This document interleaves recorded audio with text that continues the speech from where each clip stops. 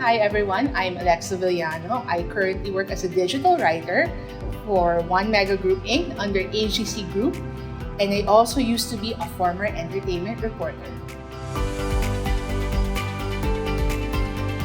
Well, I currently work as a writer, a digital writer, for One Mega's publications called Modern Parenting. So Modern Parenting is actually, if you could look at the name naman, it's about parenting, but it goes beyond parenting. When we say about modern parenting, hindi lang yung typical parents na father, mother. We also try to tackle the second parents, which is the titos, titas. Even your siblings can actually be a parent na. So, I myself, I'm not a parent, but as an aunt of two boys, I think I fall under that category already.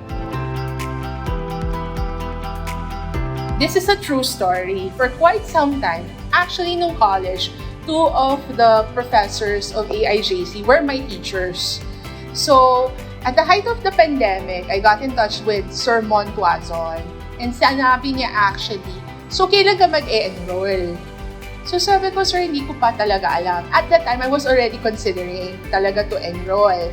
Pero unfortunately, wala pa akong funds noon.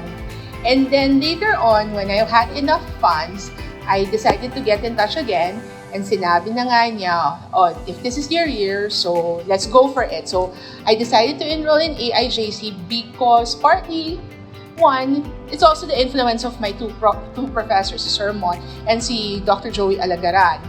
And then, for quite, even prior to them, rather na sinabihan ako about AIJC. I've been hearing a lot of good things kasi syempre, Asian Institute of Journalism and Com, syempre, you're gonna be taught by the best of the best in communication and journalism. So, I think that kind of also helped me decide to enroll in AIJC.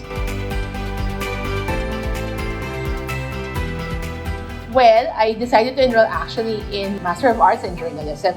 Actually, prior to enrolling, I already did 2 fellowships back in 2011. One, I was fortunate at that time to have stayed in South Korea for a month in Seoul National University.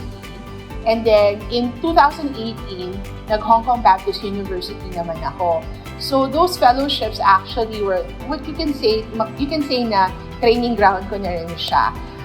I've always felt that journalism was the best path. Actually, there was in the beginning, I was struggling kung communication or magjo-journalism talaga ako.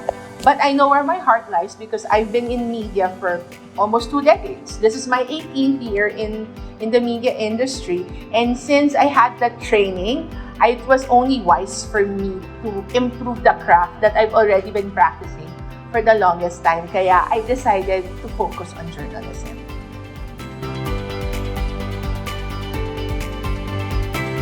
Isa siguro sa mga nai-enjoy ko, well, of course, number one, it's online. So, alam naman, let's be practical.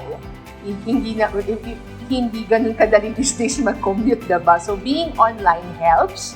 That's number one. And, of course, it's at least hindi ka nagmamadali. That's one. And number two, na-enjoy ko siya is because it's a learning curve. Like, ako, ang tagal ko din hindi talaga nag-ara. I've been out of school for like so many years now. So, it's really parang relearning what you've learned in the past. So, parang on a higher basis lang nga.